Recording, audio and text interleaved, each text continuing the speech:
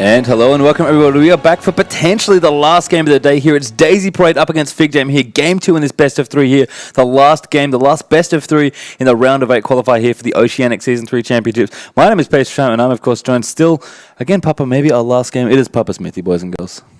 And I have to say, I mean, after all that build-up, after everything we've done research-wise, nobody could have predicted that game for Daizy Parade to go quite that way. It was... They almost caught FIGJAM with their pants down there and just ran over them in 25 minutes. Yeah, it was surprisingly one-sided of a game, actually, so we'll see how things go in Game 2. Maybe things will change around here. We are in the Champs League screen here. Players have started here. We've got Jarvan and Shen, the first two bans out here for FIGJAM, who are, of course, on the blue side this time around. Rumble, Tristana, so same two bans here to start things off. A Vayne ban is the adaptation here. And funnily enough, Papa, Liquid Cheese getting... no more respect, it seems like. He had 2 bans in the last game and now not banning any of his champions. And you got to say, I mean, one thing you were mentioning during the break there is that some very, very strong targeted bans coming out of Daizy Parade here. The Rumble, the Tristana, and the Lux. All champions we saw FIGJAM play to amazing success during the previous rounds. All targeted bans. I mean, if that contributed strongly to Game 1, it's hard to say at this point, but... I mean, they got them out of their comfort zone. It didn't work for Liquid Cheese, but it certainly worked for Daizy Parade. Yeah, and now they've got Elise here, which is, I think, something that Bluey90, who's going to probably take it into the jungle, is going to be very happy about. But the same 3 bans are coming out for Daizy Parade. Rumble, Tristana, Lux. I mean, it worked last game, clearly targeting those champions. And I'm curious to see if the Swain is going to come out here. Now, I don't think they need to pick it now, because it's probably unlikely that FIGJAM are going to pick it, but they're going to start with Lee Sin and Janna here. So Janna going to go again for Shazam. Lee Sin, a bit of a different one here, going to go probably into the jungle for Rubub, but I have to say, I think Elise was banned last game. I think they're very happy to have her here, and actually they got Jace now as well as they lock that in, and possibly Cannon if they want to go 3 for 3 on really strong champions lately. I don't know about you, but I want to see this Sway and Pastry time. We've been casting Australian League of Legends, Oceanic League of Legends for a long time, but we've seen Liquid Cheese's Swain maybe once in a winning fashion, so it's been a long while. I want to see what all the craze is about. Yeah, I mean, it was very good all that time ago when we casted it for the first time. We'll see if it's still good here. I imagine it is. It's gotten respect pretty much throughout the entire top 16 here for Daizy Parade. Looks like Blue90 is going to go over to Twitch here as well, which makes a lot of sense. He looked very comfortable on Twitch last game. Couldn't quite get it done, but going to pick up that same carry with his Tristana band yet again here for Game 2. And looks like that's going to go in there. So 3rd and 4th picks now for Daizy Parade. I mean, if they want this win, they can pick it now. They can maybe complete the bottom lane. I mean, we've seen a lot of Vayne from Nepthesis as well, so it's kind of funny to see what he's going to do without that champion. He seems very comfortable there as well. So I think they're probably considering their AD carry pick here, but I don't know. I think both teams, again, going to have to play a little differently than they were. I mean, obviously the 3 same bans here for Daizy Parade going to constrict a little bit of what FIGJAM can do. But I think they've correctly identified, you know what, all right, Liquid Cheese, you've got enough champions. We can't ban them all out. So let's just ban Vayne, who we know, Nepthesis is really strong on. And looks like he's going to go to Ezreal here, potentially. Maybe it was a 3 or 0 Pastry time. Maybe it was ban all 3 of the champions we've seen from Liquid Trees, or ban none of them. And they've gone with the latter. And Orianna, potentially, is the pickup here. And now that's interesting because that was Trashboat's next pick in the last game. We didn't have Lux. We've seen him play Orianna a lot of the time in this. Quite a lot of overlap between those two champions. I think now they're forcing Trashboat to say, hey, what other champions do you have? Because, they're trying to restrict the picks here. And I was going to say he's probably going to go to Karthus because we saw him play an absolutely incredible Karthus in their best of 3. Locked in straight away there. Yeah, and already done. And now Nami, I think, going to complete this. I really like this lineup here. They've got good poke, they've got good disengage, they've got decent single target CC, they've got lots of damage between the 2 ADs and Karthus in there as well. This team does a lot of things here for FIGJAM. And you have to say, getting to that Twitch, I mean, Blue90 was kind of the hero on Twitch last game. He did his best. In the end, he couldn't carry just because of the really strong, tanky Diana. But the Twitch play actually worked out for them really well. It was one thing getting through the team they had last game, getting through a Karthus, the ability to die in the middle of the team. Twitch should be even safer in this comp. Well, it's funny you mentioned that because the last pick here is actually Intrepid Shen, of course, banned out here in this one, but Malphite is what he's going to go for here, and then that is, we must kill Blue90, and if we do, we win. Keeps along his hotshot trajectory. Yes, very much so. Clearly the head of the fan club right there, but a very strong pick here because they need someone to get on top of that Twitch, and it's going to be Malphite's job. I have to say as well, I like Lee Sin just incidentally here against Twitch as well. I mean, again, we've seen both junglers from either team here play quite aggressively. They've got 2 good aggressive junglers here as well, at least on one side there for FIGJAM, and of course Lee Sin there for Daizy Parade as well. I like that Lee Sin does get that stealth reveal as well on Twitch, so if they want to gank him, and we saw a lot of roams there, a lot of pressure up top lane to try and shut down the 2v2 in the top lane when they had all 4 champions up there. I like that Lee Sin, if he does get to gank Twitch, is probably guaranteed the kill. And that's the thing, if Malphite and Lee Sin can get on top of Twitch, even though they don't do very much damage between the two of them, the disruption and just, the tanky DPS they can put out will ruin Twitch's day. It's still difficult. Twitch, of course, as you pointed out, has the longest attack range. He's going to be using that spray and pray in team fights. A flash ult, maybe get some flanking with the teleport. We'll have to see, but that's their job, is to cancel out this Twitch. And I really like the fact that they've got, Malphite Orianna as well. That's a combo we've seen so much of. It's pretty sweet when it works. It's a nice little wombo combo. And, we've seen a lot of Jarvan Orianna. We did see a little bit of Malphite Orianna in the calls as well. But, not only just got good, strong initiation style champions here to try and shut down Twitch, they've got a great follow-up with Orianna's ultimate as well. And my only pause is that from the previous times we've seen Malphite Orianna, it kind of didn't have enough damage follow-up. There was a lot of situations where they hit the combo and then the rest of the team wasn't picked for damage, and it was almost a bit underwhelming. So a lot of reliance on the Ezreal here to really be putting out big damage. And I think part of the problem is that Ezreal's not really a hyper carry. Like, he's probably going to go blue build, which we've seen from basically every Ezreal ever since that started to become a thing. And now Thesis really has shown a lot of strong positioning, a lot of good presence of mind when he's been playing as an AD, and really shown that he can play these hyper carries. They played Janna Vayne last time, went to lane swap, saw that, okay, there's two champions here. Just didn't even bother swapping back. Shrugged it off, right? Yeah. They're just like, okay, let's do this. And they were up in CS and won the game. So I think, Ezreal, clearly a carry I'm sure he's competent on, but you're right, it doesn't have the same damage up. If they had something like Kog'Maw, for example, just to really get in there, or even Tristana, which of course is banned in this game, just something like long range, maybe even Caitlyn, just as something to have more guaranteed DPS. I mean, the kiting's going to be nice. It's going to add a lot of CC to already decent CC they have here between Orianna, Malphite, with a bit of Lee Sin, and Janna as well, actually. So they've got quite a bit going there, but they're going to have to fight really interesting team fights. And as you said, if they can't burst down Blue90 immediately on that Twitch, then things could go very wrong very quickly. Not to mention because we have Karthus in there as well as an extra damage dealer, and Jace as well, actually. And I guess if I was a Daizy Parade fan, I'd be worried about the late game. We're talking about when Karthus and Twitch hit that 6-item mark. That's when the damage fall-off will really become apparent. In the early to mid-game, which is, of course, when that last game ended, we only saw a 25-minute game there, the damage output will be just fine. It's only if they can pull this game out late that maybe the comp will start to fall apart for Daizy Parade. Yeah, that's true. And I think they're going to start aggressive and probably keep aggressive throughout this entire game. They have Rubber on Lee Sin. They're going to try and be doing as much as possible in terms of getting aggressive in the way. We saw Liquid Cheese go massive there on Diana, and he's probably going to try and be just as aggressive here in mid. I mean, Orianna Karthus is a pretty interesting matchup. A lot of farming usually going to happen. Karthus doesn't often like to get in any sort of fight, so he's probably just going to try and farm from range with layways. But, I mean, Liquid Cheese, he's shown us he can play a lot of defensive champions quite aggressively. Like his Anidia, is very aggressive from what we've seen. He doesn't level wall until much later, down the track 7, maybe level 7, maybe level 8.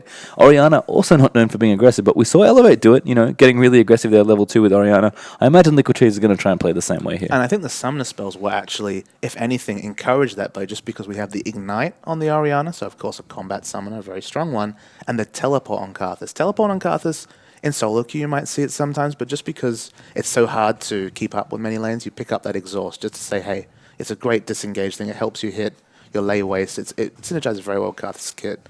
The teleport obviously hasn't picked for lane there. He's going to have to be a bit worried. He's going to have to play far back because even though Orianna isn't known for big burst damage, for big lane dominance very early in the game, with that Ignite pickup, she might have that chance here. Yeah, and of course we're going to have Intrepid back with his teleport again. I mean, his Malphite, they might even throw him in a 1v2 here if they feel like it, although they've got a reasonably strong lane here with John Ezreal, so probably not.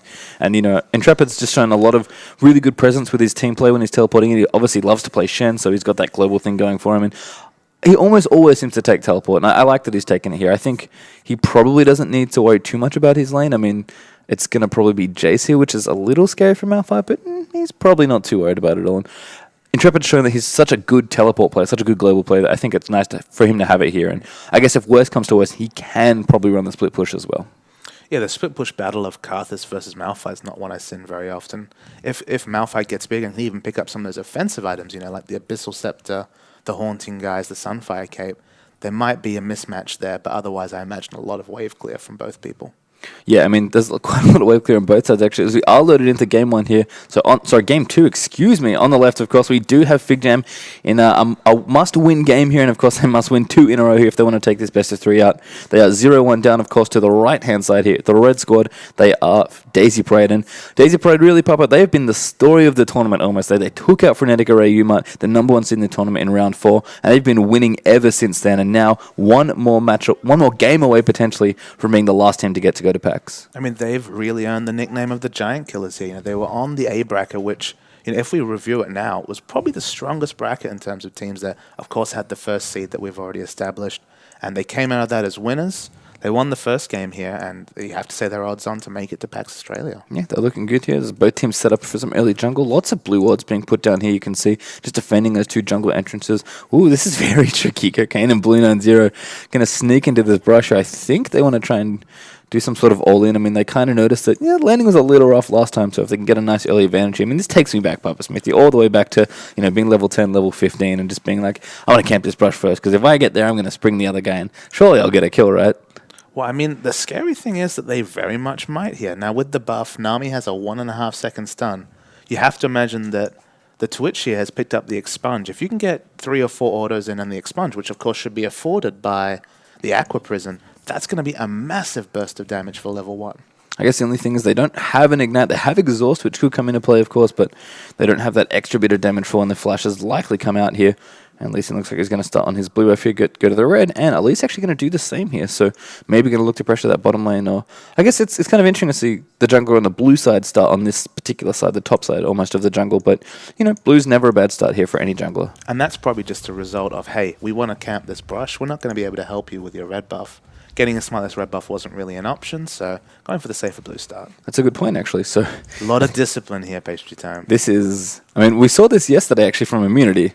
And they did not take the CS. They're either going to be heroes or this is going to be a giant waste of time. All right, so here we go. They're going to go in Blue 90 there. The Tycle's blessing actually the pick up there. And looks like they want to go in there. Janna actually shields herself up. Good exhaust and Ezreal forced to flash out of the way. There's Blue 90 flashing forward. Barrier and heal used there by Shazam as he flashes after. But there's the first spot as the expunge goes down. And Blue 90, you have to hand it to them. They committed there to that one and managed to pick up that kill. And maybe that's the first time that cheese has really worked out this game. No pun intended with liquid cheese in the game, but they went for the level 1. They committed to it. We saw an attempted level 1 from Team Immunity yesterday where eventually Radio just got greedy for CS. They stood their time, they waited, they got face checked, and that was the kill. And I have to say, an interesting skill there from Cocaine. I didn't click on him before, and kind of like you assumed that Aqua Prison was coming, but it was actually the E there, the slow and on-hit magic damage that Tide Caller's blessing. It basically made Twitch a level 1 god, right? Between Expunge, that Deadly Venom passive, and of course the slow. Twitch was doing unbelievable damage. Yeah, and I think the bottom lane there kind of thought they could fight, maybe rightly so, but really nicely played there. And by the time Ezreal was able to flash and get out of the way, it was too late. They tried literally everything. The flash heal and the shield there from Janna as well, plus the barrier coming out there from Ezreal. And in the end of the day, they have no more summoners left, whereas you look on the other side, 1 flash left up for Nami. So again, they look like geniuses. We knew it was going to be one or the other. FIGJAM looking really strong here at level 1. And nice ward being put down there by Cocaine as well. Robob, likely wants to be ganking up here if he can, sorry. I think he may have been spotted. He was looking for a lane gank as he comes through. I think he expects the entrance to the bottom lane here to be warded, but he's maybe just going to waste his time here. And it's almost too much to be like, okay, we lost, a first blood down level 1. We're going to have to come in and try and make something happen. But I guess the outer lanes aren't particularly gankable right now, although top lane looks pretty juicy here. Intrepid's actually getting pushed in pretty hard. Intrepid, he has the chain vest. He's clearly going to stack armor here and just hope to not have to deal with the Karthus damage. He just wants to deal with Jason Twitch as much as possible. Yeah, and there's Robob down the bottom. Nice usage of the Tycle's blessing. It actually give Twitch a little bit of speed there using that Nami passive Surging Tide. So he's able to dodge a skill shot there for Lee Sin. Kind of an incidental thing about Nami that you don't really think about. She does speed everybody up, including Tidal Wave when it passes over your allies as well. It gives them that movement speed bonus. So it's a nice little bit of mobility there on AD carries. As we said, one of the reasons Ezreal is so good is because his high mobility. Nami giving that to almost everyone in your team, especially your AD, is a big deal indeed. Now Blue United is going to come in, look for liquid trees. The Cocoon comes out. Good dodge though there from Orianna. And that's going to be a failed gank there, unfortunately, for Blue United. So after all the level 1 excitement, things are calming down a little bit, and we'll see how it shakes out here. No CS advantage afforded for Twitch, and he hasn't shopped. So that first blood, it hasn't really bought him much. No, obviously he's got that extra gold, but as you said, gold unspent is not particularly useful. So when he does eventually go back, it'll all be okay. But I think the bottom lane here for Daizy Parade, kind of intelligent in being like, you know what, there's not too much going on. He goes like, nice Aqua Prison lands on a Shazam. Blue 90 going to come in, but actually doesn't quite want to go in for it. Now in the top lane, Robob, I think notices Riola's getting pretty campy here in the top. Oh, misses his Q there. There's the acceleration game, but a good slow coming up there as well, but not enough, unfortunately. Jace going to switch forms there. Still gets his bonus tanky stats as well in the hammer form, and he's going to walk away here. And Malphite, he's happy for a bit of breathing space, but the CS right now, he's slightly behind, and Jace potentially could take over this lane, especially in the early levels here for Malphite. We haven't seen Orianna try and boss around Karthus here, which maybe is a tactical mistake, with that summoner advantage here. CS pretty similar, a 6 or 5 CS advantage here for Orianna, but she is in a position against Garth that's notably weak early to get in there and try and use her passive to harass him down. Yeah, I mean, I think both champions definitely want to get their farm on. They're more teamfight-based champions, but I think you're right in that Orianna should be trying to use whatever advantage she can get here. If Liquid Cheese wants to play the farming game, Trashboat's totally okay with that, and Karthus is just, this is exactly what he wants here. Nothing too crazy happens. Just, last hitting away, got his Fairy Charm, got a bit of mana regen going from Defile in there as well. And I mean, if the mids are just going to farm, then so be it. But I don't know. I think you're right. I think Orianna maybe should be playing aggressively. And honestly, given that it is Liquid Cheese playing, I'm kind of surprised that he hasn't found a way to play this champion even super aggressively as well. Well, our first point was basically avoid the late game and you're happy as Daizy Parade. If you're allowing him to passively farm, that's not something that you're clearly worried about. So maybe they have something up their sleeves we're not aware of, but just a lot of passive farming in mid so far. Yeah, I mean, Intrepid actually forced it back. They got a Ninja Tubby now, which is going to help him up against Jace. He comes back to lane with a couple of wards and quite a few potions as well. He's got the max right now at 5 and not quite level 6, although this wave pushing in should give him a bit of extra there. And he's actually didn't lose that much CS. He's actually 2 behind right now, which is quite impressive here. In fact, every member of Daizy Parade last hitting quite well here. They're slightly ahead or about even despite some earlier disadvantage here. Looks like Malphite here in the top. Going to take some damage, but he's level 6 now. Intrepid can definitely work in tandem with Lee Sin to try and get some ganks off now as well. And Malphite again, he's happy if he's farming here in this lane, especially against someone like Jace. And he's clearly going complete farm mode here. He just wants to minimize damage. You notice he's maxed the ground slam first, so he isn't really able to trade with Jace. There's no way he's going to close the distance really to be able to get that ground slam damage off. He's just worried about keeping his turret alive as long as possible. Yeah, and here comes Blue. If they're going to get donated over to Liquid Cheese, Bravo are going to clear out the rest of the camp in there as well. And again, just very passive, fairly passive top and very passive mid here. And Blue, bottom lane is really the only place we've seen any sort of action. It's just actually forced it back again here, quite low on health as Twitch gets in. So eventually it feels like Blue90 might be able to actually get a foothold here and really take over in CS, but certainly with this BF sword already completed here for Blue90, again going for a very, very aggressive start here on his ADs. I just feel like with the BF pickup here now, kind of the Bilgewater finished on Nephthys, which we should discuss actually, because Bilgewater is not a start we've seen on Ezreal for a long time. Where the Ruin King kind of gets mixed in there from time to time, but not as a first buy. That's true. We usually see Tiara, maybe just a Bloodthirster coming out. I mean, he does have obviously some lifesteal now as well, but he could have just left it at a Vamp Scepter and maybe build towards that BT. So I'm curious to see if he is just going to build Blade of the Ruin King. I guess he has to at this point because he's got the Bilgewater. I don't know. Maybe he's like, I played Vayne last game. Let's just default to that build. That was good, but I'm not too sure. Be something to ask him after the game. Certainly, if I guess it affords him a bit of lane control because Bilgewater is quite a strong dueling item. It gives you that slow, gives you that small amount of magic damage. It might just have been a case of, hey, I was already going to work to the Vampiric Scepter. This gives me some lane presence. Yeah, I'm not sure if I can hold a candle to the Twitch, but this is at least something. Yeah, I mean, the lifesteal's good. I'm not too sure. I guess if a gank happens, it's actually really good, and maybe that's what they're thinking as well. Like, Lee Sin kind of needs to come to bottom to gank. I mean, he doesn't really have anywhere else to go. Mid's possible, but probably a little tricky. Liquid Cheese now with the double buff and the, single buff, just the blue here. Trashboat, I think, wanted to pick it up, but hasn't quite returned yet. Actually, very quick group here for Dragon. They're going to go and try and 3-man it here, but good disruption here as Rubber gets off there. Safeguards away to Janna. And Ezreal's coming through as well. In fact, everyone's almost here. Intrepid, not quite in position, does have his teleport, but he's running down now as well. He's going to try and poke you with Orianna as they can. At least actually as the second blue buff. And that is going to be FIGJAM actually forced off this dragon here. And if they wanted to really equalize the gold or even get ahead here, I think fighting a dragon is really nice here. They've got the Malphite ultimate. They've got a good skirmish, good team fight AoE here. And looks like I think FIGJAM realized that and they're just going to back away. And that's good knowledge from FIGJAM just to see, hey, we don't hold a candle with this AoE initiate here. Why risk it? Dragon's one of the only ways they can throw this early lead that they have. So just avoid it for now. Yeah, I mean, down the bottom, things are still going well. Nami, Twitch, clearly a very strong combo here. That Tycall's Blessing makes it so difficult to get away from Twitch. And, of course, with his spray and pray, you can just poke Ezreal from pretty much anywhere and be guaranteed most of the hits during that ultimate. So they're going to go back to Dragon now. They've poked Ezreal off, but they realize Intrepid's back towards the top lane. A nice little juke. In fact, Liquid Cheese is going to get prisoned up. They're going to go for it there. The Tidal Wave comes in as well. The Wall of Pain as well. Very nicely placed, but it looks like he is going to be able to get away. But all in all, the blue team does pick up the Dragon there as Daizy Parade get that. And that is going to stretch their gold lead out a little here. And Patience proves to be a good idea. They pick up the Dragon. And Trap is just going to get some minimal damage onto top turret. I mean, it was a nice little mind game there almost. It's like, we're doing the Dragon. Okay, you're down here now. And they were like, oh, we poked Ezreal down, we can probably just go for it again. And Intrepid, I mean, probably not expecting it to happen and not really in position, unfortunately, walking back up towards the top lane. There's a nice thunder move back into the turret there. Going to give Riolo a big chunk of damage, but Malphite's going to be able to walk away from that one. You know, normally when you see teams aggressively do Dragon like that, when the top lane is gone, the top laner usually does a lot of damage or takes the top turret. Of course, Intrepid was just coming back there after being towards the Dragon, trying to get them off it the first time, and had basically minimal turret damage done there. So a really nice mind game there, I think, from FIGJAM. But you'll notice that Intrepid did have that teleport, so theoretically he could have come back at any point. The reason why he couldn't, there were 2 pink wards around the dragon area right there, and that cancelled out any potential for a teleport initiate. There just wasn't no good teleport spots, so they eventually just had to give up the dragon. And here comes Trashbread back to lane now. He's got Tear of the Goddess and Catalyst, so ready to go here on Karthus. Going to build a pretty quick rod of Aegis from this point, farming well here. You can see actually 10 CS behind Orianna, so the Kuche is clearly CSing nicely as well.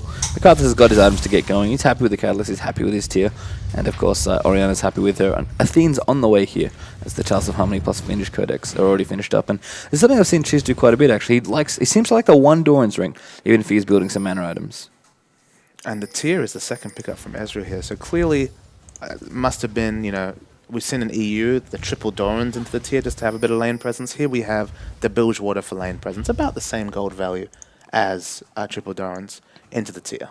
Here's 1 extra Dorrance as well, which he obviously started with as well. But yeah, you can see that you're right, and just he wanted to build the Bilgewater just to be like, Twitch can't instantly kill me at all times. Although Blue 9-0 is pretty scary. He's going to build up to another early Bloodthirster, it looks like here. Vampiric Scepter already completed up, and that BF Sword with the Tycall's Blessing has been a real pain here. It looks like they're going to go in, try and pick it up. The teleport comes to us. Oh, Intrepid! Great ult there, and that's going to be lights out for Twitch. Oh, one more. There's the auto attack coming through. Fade time, not quite enough there for Twitch to go invisible, and a Mystic Shot likely would have done it anyway. So nice use of teleport there from Intrepid, you know. Lee Sin's actually forced to go top lane here to try and get Jace off this turret, but Robert will happily take the empty lane farm as Intrepid walks back there. And, you know, teleport, he didn't use it for Dragon, but I think he got a really good use out of it there, killing that Twitch in bottom lane. And look, if they actually get a trade advantage here, in terms of turrets, then even bigger thing there. But smart play from Lee Sin, was hovering towards top. They're going to lose a lot of turret damage on the top, since, of course, Jace is basically a souped-up ranged AD carry in these sort of situations. But, you know, it relieves some pressure from Nethesis on this Ezreal. Yeah, the Kuche's picking up his own blue buff there as well. Looks like Malphite returns to the top lane, so Riolo is forced to just back off a little, doesn't want to push too hard now. Speaking of Blade the Ruined King, Pasty Time, have a look at Jace up here. He has also gone for the Bilgewater Rush. He does have a Bilgewater Cutlass, and I guess he's got a dagger, so he's probably going a quick Blade of the Ruined King here. And no Tear of the Goddess is almost heresy, actually, given how strong Tear is these days. Say. Almost. I do agree. I think you can't really afford to skip that, even with, you know, kind of the nerf bat and the shifting in his skills. He still is a very mana-hungry champion, so to completely drop the Tear or to build it so late. But, I mean, if you think about it, the Mirror Mana interaction with his Hyper Blast and a Blade of the Ruined King interaction with Hyper Blast are very similar. It's just that the stats you get for the gold are different. You get massive stats on a fully stacked Mirror Mana, whereas Blade of the Ruined King, you get what you pay for. I think it almost might be the fact that he expects Malphite to probably try and do some split pushing, and I think he wants to be able to duel Malphite in that time. And Blade of the Ruined King's definitely going to help against the tanky champion. I mean, we know how much Intrepid likes to build tanky, and obviously he's going for a Sunfire KP most likely. He might even change his build because of this Blade of the Ruined King, although I doubt it because Sunfire Cape's so good on Malphite, especially if you do want to be clearing waves out. But, you know, this is going to give him probably the best chance to 1v1 this Malphite early on, and it's kind of, I think, more of an adaptation than anything else just to his lane matchup, and his lane opponent in particular, because he knows how he likes to play. Well, the interesting thing about Blade of the Ruined King is that it's a very strong item, but against high armor targets, you know, you're just relatively not getting much purchase out of that passive. Randuin's especially shuts down Blade of the Ruined King as much as you possibly can. So you might see the change to Randuin's here, but I mean, Malphite, he presses W. He's super, super tanky. I'm sure he's pretty comfortable whatever Jace wants to build. Yeah, that's fair. And I mean, Riolu, who knows? Maybe he just... I mean, it does give him a little more 1v1 potential, but I'm curious to see exactly what he wants to be doing here in the top lane. I mean, right now it's pretty much just a farm fest here. The farms are very even. Jace can't really outpush this Malphite now that Ground Sam's been maxed out. I mean, bottom lane is really where the pushing's happened. Blue Re9 is down here as well. And of course, Blue 9-0 and Cocaine have been doing a nice job here pushing out. I mean, True Shot Boat is going to come through, but this is going to be a tower here going down. The first tower of the game is going to go to FIGJAM here, and all that pressure down the bottom lane, starting with the little cheese at level 1, is going to net them a nice tower there to start things off. Just shows the power of the level 1 snowball pastry time. This lane, you know, we were talking about the strength of Twitch Nami. It has weaknesses, but we'll never see them just because they had lane ascendancy from basically the 1 minute mark. I mean, to Ezreal's credit, he's actually 10 CS ahead of Twitch, so you can't be too upset about what's going on as Brewery 9 there looks for the gank on Liquid Cheese. I do like this a lot from FIGJAM.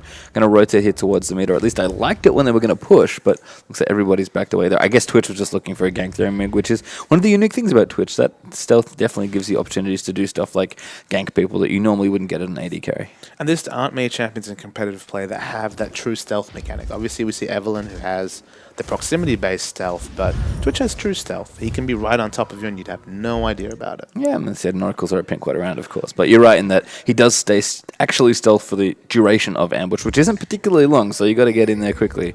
It's gone are the days of Twitch's, what, 2 minutes of invisibility or whatever? No, it started at 20 seconds and went up to 5 seconds of level, so then you got up to about 45, 50. Maybe a minute at max. I remember ambush being way bigger than that. I could be wrong, but I mean, certainly different now. I think you get maybe 10 seconds of invisibility at this point. So the pause comes out. Yes, we have to kind of recoup. Second dragon fight is going to be a key one. In terms of the item pickups here, the Blade of the Ruin King is completed on Jace and not completed on Ezreal. So Ezreal kind of just has some laning items here. He's still a little bit behind. Rod of Ages is finished on Garth. There's good part-time there compared to the Athene's Unholy Grail on Orianna. I mean, they don't have that burst damage initiation here. That Malphite Ori combo will do good base damage because they both have good base damage on those abilities, but they don't have, the Sunfire Cape to have the AoE burn or the Death Cap on Orianna or anything like that. So, I mean, it's still an amazing initiation, but I don't know if they have the damage to follow it up here. Yeah, and Ezreal's kind of hurting for damage a little bit. It looks like he's going to build a Blade of the Ruin King now after his tier, so just wanted to build what kind of knew he needed his tier after that, and looks like he might be finishing a Blade of the Ruin King here. I mean, to their credit, Daizy probably definitely want to try and do this dragon here, but Blue 9 is going to come in, dive onto Liquid Cheese. Tidal Wave actually out as well. They really want to go onto this one, and Liquid Cheese is going to get stunned up in there as well, taking quite a bit of damage. And Blue 9 going in Intrepid, a decent ult, but can't quite get the combo off. Liquid Cheese kind of low, but he throws the ball out. Trashbot in there as well, doing the damage that he can, but there's the kill onto Riolu as Blue 9 is forced to back away. Trashbot though running and doing a lot of damage. Expunge Shoe in there as well, doing quite a bit. The layways come thick and fast. Trashbot low does finally die, and that's going to kill Rob up, unfortunately, because of the Requiem. He safeguards where he can. Good shield there from Orianna as well to protect her teammates, but Blue 9 is around the side as well. Liquid Cheese is so low at this point, and Elise is going to chase down here. Flash away from Janna, they're trying to get out, but there's the kill for Twitch as he picks up Ezreal going around the side. That repel's probably going to be the end of Shazam. Although nice slow there coming out. The Venomous Bite tries to dodge the Cocoon, does do it as well. Still alive there, but one more auto is going to pick it up there for Elise. And Intrepid, he's completely out of mana. He probably can't even get this kill. Orianna's all the way down here in the bush recalling, so she's going to be okay.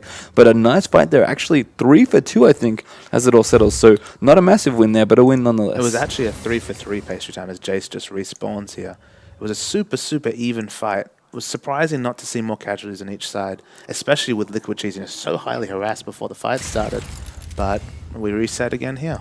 Yeah, I mean, to Liquid Cheese's credit, he knew he was going to die, so he tried to throw out the ultimate in a reasonable spot. Like, they obviously didn't get the full Malphite Orianna going, but, he put his ult kind of in a good spot and did what he could and kited very effectively to actually not die there in that fight.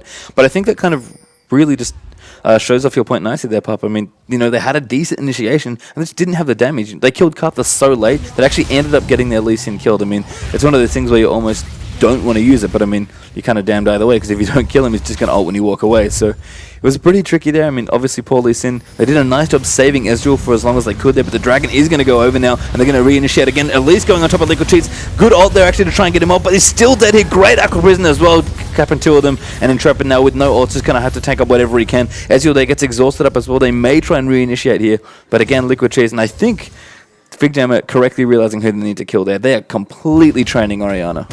And it looks like they're going to try and get an answering turret here with their advanced positioning here, Daizy Parade. They're going to get at least some turret damage, but we can see Jace and Karthus quickly getting back to mid. Yeah, Jace probably going to clear this out, Karthus as well, as you said.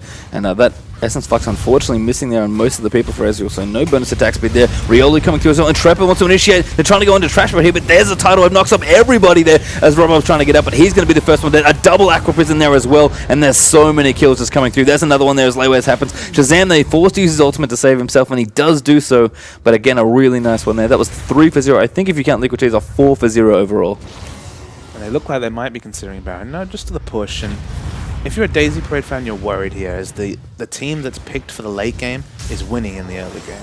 Yeah, just that one little fight at Baron couldn't quite go right, and apparently killing the right person here in Liquid Trees, and ult there onto Blue 90, not quite the kill though. And Oriana's forced to back away there. Wanted to try and snipe Elise if he could, but you know, you can't get it. He's not going to rush into 4 people, which is pretty smart. And everybody here's got a lot of gold. Ooh, 2-shot barrage. I think it's just going to annoy. Oh, never mind. It misses completely instead. Wasn't going to kill Elise, but would have been annoying. Weakens the wave. It does weaken the wave, that's true. And I guess if they're going to try and counter push here, that's actually quite smart. And, I mean, trying to shield Oriana, not the worst here. But a couple of people will stay around to defend here. Trashboat should be able to make sure this doesn't go down. And he does. A lot of the incidental kills going to Karthus there. He's starting to get pretty big. Obviously working on probably his Archangels next. It won't be a Seraph's at 24 minutes like we're used to. Obviously with the tier nerfs, probably going to be more of a 30 minutes. Oh no, clearly I was wrong. It looks like Death Cap.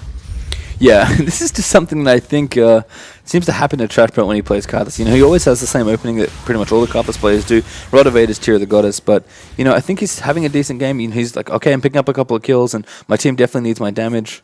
So, you know, if he's able to get in there and just do tons and tons of damage on Karthus, then he's going to need a Rabadance for that. And this is what happened, you know, the last time he played Karthus. He just got some kills, got a couple more kills, and got really, really fed. And, you know, you're allowed to delay your Seraphs if you can get a Rabadance reasonably quickly. Absolutely, and Seraphs, I mean, that's why I mentioned Arcane, just because Seraphs, not realistic. Even on Karthus, a champion who really charges up that tier, he's not going to be there. If we hover over now, what's he sitting at, Pastry Time? He's sitting at 504, so it's still probably about another 6-7 minutes away from being fully charged. Yeah, as well, on the other hand, while we're checking tier stacks, definitely a way off there from that room on a 351, I think, now. 56 now, of course. He keeps using abilities, so charging that one up. But Karthus doing pretty well here. Baron actually getting attempted now by FIGJAM, so they are really putting on the aggression here. I mean, they know they've got a lead. It's pretty decent, about 7k up for themselves right now. But everyone else going to try and come in there. Intrepid riding in there. Oriana ult as well. Great combo coming in there. And there's the Howling Gale over the top. Trashbook gets obliterated quickly. And they can probably shake this off. The Requiem, they're going to come in, do some decent damage. And they need their AD carry as well. Here comes Ezreal. Going to try and play cleaner. But there's the Repel down. Liquid Cheese, the target. But I think they can cut it off there. There's a Blade of the Ruin King to protect it. And a nice little fight there. 3-4-1. And they get them off Baron. And there's the Wombo combo, Papa Smithy. Exactly what we wanted to see. There's aggression. And there's doing trying to sneak a Baron at 20 minutes against Malphite Oriana. I mean, even not even considering that against Elise in jungle, of course, who does have that execute damage on his Q. That was aggression to the max from FIGJAM, and it cost them. Yeah, I mean, you know, a 7k is a nice lead, but I think you're right in that they're just a little too optimistic about their chances around that Baron. And, you know, you can't give a team with a good AoE combo their chance to collect you all in the pit and just completely get all of you. I think that Command Shockwave hit everyone. If not, it hit at least 4 people. I think it was the 4 most important there as well. So, really nice play there from Daizy Parade to kind of recognize that, hey, they're doing Baron. We can completely exploit this. And they're actually going back, apparently. I mean, they do have some pink wards here. They can probably see all the wards that are in here. They're going to clear them out at least, of course, because they want to make sure they get value out of their pink wards. I don't think they're going to be trying that again. Although the ultimates are down. If they're crazy, they might do it. We wondered out loud about the Blade of the Ruin King Jace. One thing you can say, Blade of the Ruin King Jace loves doing Baron. He really does. They should just do something crazy and do like triple Blade of the Ruin King and then just do a 15-minute Baron. That'd be sweet. Harken back to the old triple Wriggles days. I don't think we're going to see that, though. Especially because there's only one Blade of the Ruin King finished here. But you're right, Jace's Baron damage definitely goes up with that Blade of the Ruin King. And now he has Last Whisper there as well. So he's kind of, you know, going either side here. He's got the but he's more about the auto attack space. In terms of yes. AD, he only has the 65 AD from items there, not the massive stack you get from, you know, the Muramana Last Whisper combo, but a lot of attack speed. So if he can get autos off, which against a Malphite isn't something you can always assume, he'll be doing a lot of damage. Yep, and looks like again the ward's coming out. Liquid Cheese going to try and snipe it. Actually just gets vision of the Baron. Shazam going to throw wards over the top there as well. They have to make sure they have this covered because they've already seen them try it once. FIGJAM clearly capable of just pulling out a random Baron. And I think they definitely want to try and fight here, at least for vision. I mean, Cocaine's got the Oracles now. Like, I think they recognize that, you know, they had a nice lead. The Baron was probably a little bit too adventurous there, trying to go straight for it, but now they've got Oracles, they can clear it out, they can get vision, and I think they're kind of realizing that in a Siege, they're not that great, and especially with the build that Jace has gone, he's not really going to be able to do the massive poke that we usually see from him. And I guess they just have to choose their next objective carefully, though, because Baron, I'm going to go out and say, is not the right one against the Malphite Oriana Lee Sin team. It has to be turrets just because they know they're ahead, they want to make use of it, but Baron is not the answer. I mean, as I said, it's almost like they wish Jace had gone, kind of more the standard Muramana, maybe even, working on a Bloodthirster now. Because It's still high base damage on the EQ combo. It still does good damage, but you're right, it's not the same as when Elevate was playing Jace later, really chunking down people. yeah, it looks like they're going to go for Dragon here, which is a safe objective they can definitely take. I mean, certainly Malphite Orianna can still come in here if they all comp up, but they're going to be able to take this quickly enough and collect a bit of bonus gold, so that's nice there for them.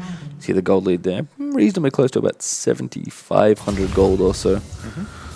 Looks like down the bottom here, they're going to clear it out. I think they were waiting for this wave to push, and now this is actually really smart. They're going to be able to clear out. In fact, they've already cleaned out most of the wards around Baron. There's one in the back, so they've got to clear. Cocaine going to put down wards here as well.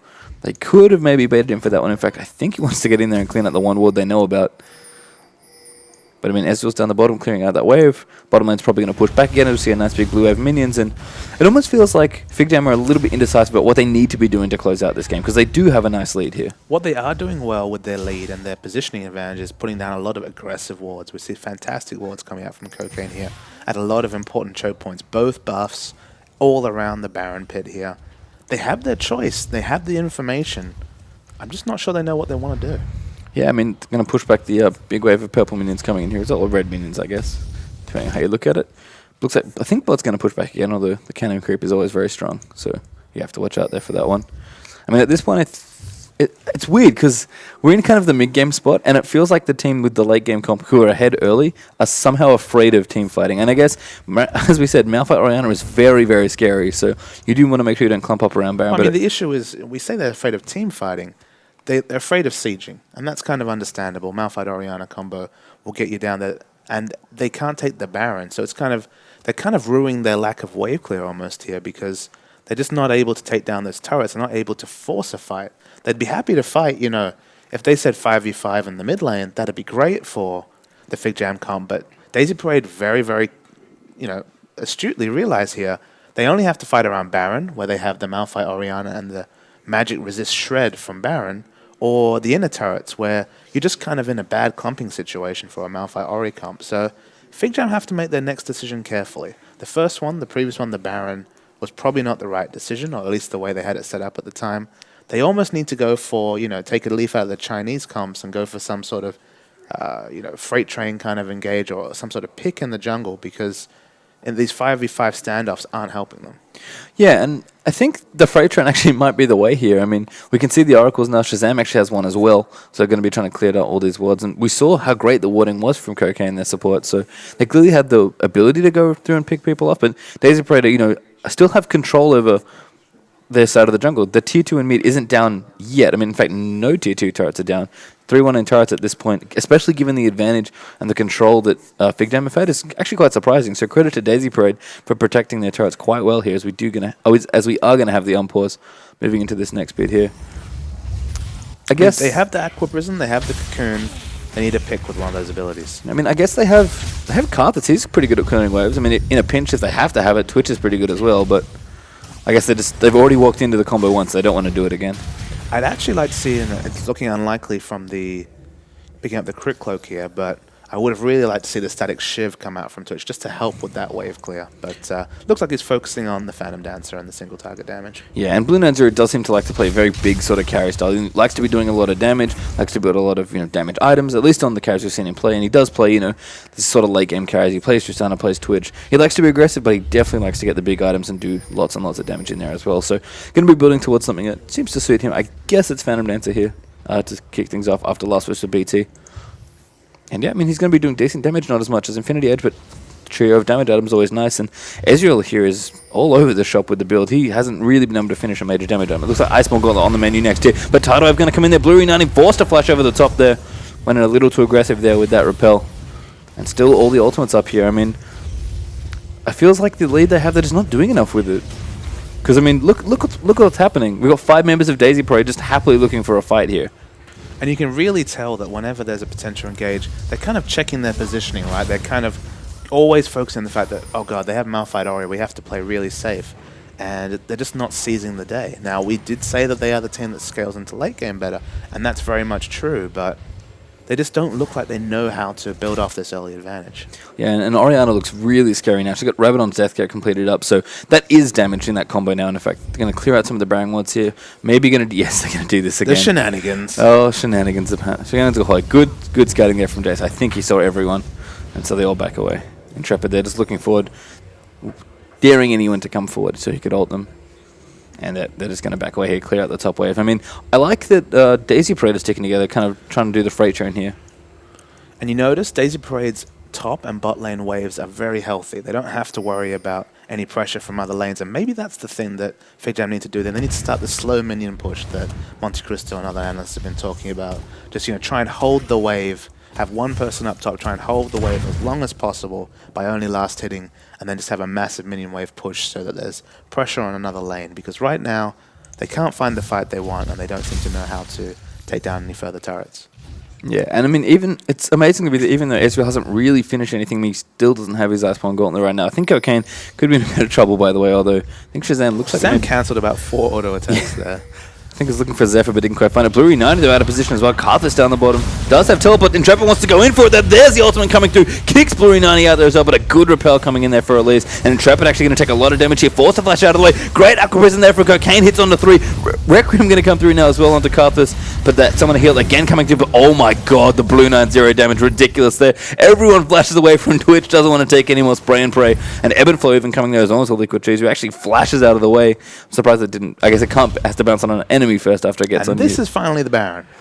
Yeah, this is a nice time here. I mean, Intrepid is down. He does have teleport, but he's 25 seconds away. The combo not available anyway because both their ultimates are down. And it only took one pick. I mean, we've seen it time and time again when people try and kill Elise. It's so dangerous because she's almost always able to get out with Repel. And you have that window while she's stunned and knocked up, but once she's down, the Repel is just going to make it all a moot point. Yeah, you have to kill her before that Repel happens because that's, what, I think 2 seconds at least worth of untargetability when you're just up in the air. And of course, that gave the team plenty of time to come through in there. And that was a massive spray and pray there from Blue 9-0. I mean, he's unlucky he didn't get a few more kills, but he burnt pretty much every single summoner spell on the enemy side. And it was just ironic that after waiting for FIGJAM to be assertive, it was Daizy Parade that went for the aggressive turret dive there. I mean, at least not the ideal candidate, but they tried something and it just didn't work out. Yeah, and I think almost a product of, misassigning where you are in the game as well. I mean, the gold now is about 10,000 in the lead right now for FIGJAM. And before, it was about 7,000, and that's still a big lead to be behind. You can't be over-aggressive in that situation. I mean, I like that they were looking for spots. They were clearing out their own jungle, maybe trying to stick together, look for a pick with the ultimate, which is totally fine if you find someone squishy roaming through the jungle there in Malphite. You're allowed to freight train them in that situation, even though they kind of only have the one AoE ultimate to do so with, and they don't want to misuse it too hard there. They tried it there with a dive in mid, and probably the least diveable champion, actually, over on the FIGJAM side in Elise. And I guess I'm just really, really worried for Ezreal in particular here. If you look at his items here, just 35 attack damage from items here. He obviously has the amazing control that Iceborne Gauntlet will open up, but basically, FIGJAM are going to look to pick a fight. Even if that's a turret dive, as long as Karthus is the one taking the turret and dies in a high priority area. I mean, Twitch has his whole damage holy trinity completed. He is just massively, massively ahead here. Yeah, just as a comparison, Blue 9-0 actually has more than double the amount of AD that Ezreal has, if you want to kind of get a damage comparison. You're right in that he has the Holy Trinity. He's got Last Whisper, but got his BT and got his PD in there as well. So he's doing all the damages. I mean, not quite Infinity Edge level yet. I'm sure he's going to be picking up along the way. But I mean, Twitch is very scary. And you saw in that last fight, he killed almost everybody there after they all clumped up through for spray and pray. And again, just a lot of summoner spells burnt there in order to make sure that didn't happen. I mean, John is going to be able to either storm up this turret and shield it down.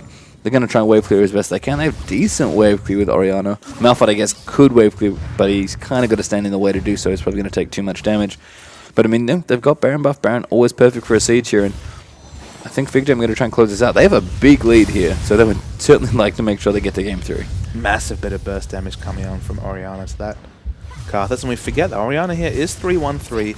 She's the Void Staff away from just doing incredible damage. Oh, Intrepid whiffs his ult. That's not good news there. Gets stunned up in there as well. Completely chunked through there, and Trash Red picks up that kill. A good Orianna ult, but it's not enough there. Intrepid already dead after missing his ultimate with no combo there. And Liquid Cheese, he had the ball in the right spot, but Intrepid already dead there on Malphite, and that has to, again, has to feel bad. Liquid Cheese getting chased down as well. That is going to be a dead Orianna. I just can't see a way back for Daizy Parade here. We talked about the potential for no damage. I mean, Ezreal is just it's about 2 items away from really putting out damage here. I mean, Riolu is probably going to take turrets quickly no matter what he did, but look at that hypercharge. Just activates there for max attack speed for a couple of attacks, and the attack speed from Blade of the Rune can getting in there, so just so much damage to that tower with double AD, and this is going to go down here as well. I mean, lest we forget, Blue90 is doing a lot of damage this game, and it's funny, you mentioned last game that it felt like a Twitch versus Diana game in that game, which was Blue90's Twitch versus Liquid Cheese's Diana. It almost feels like it's the same two players that are key for their teams this time as well. And Liquid Cheese was killed time and time again and has never really been able to set up his Orianna ult. So that's a nice cancel there on True Shot Barrage, but Acceleration Gate is going to get everybody out of the way. So no exit kills there, unfortunately, for Daizy Parade. I feel like, as you put it, that's still true. Blue90 and Liquid Cheese are still the key members here. But Blue90 has so many friends when it comes to damage. This Karthus is massive with a Death Cap, Rod of Ages, and Seraph's Embrace. Now he is tanky and does so much damage. The Jace has proved that even though he's skipped over those mana items, he's still putting out great damage. And at least his base damage can't be argued with. And the friends just aren't there for Daizy Parade. Malphite will do respectable damage. He always does. He has good base values on that Sunfire Kate, but apart from that, Ezreal's just really not going to be able to put out the damage here. This build that he's going for is 2 items away from really putting out massive damage. Yeah, and Blue90 is going, I think a build that suits him as a player. He's going straight aggression here, and you mentioned he's got a lot of friends. Yeah, he does, and he's almost finished his Infinity Edge here. So it's a cocky build, Pastry Time, because he is against Malphite.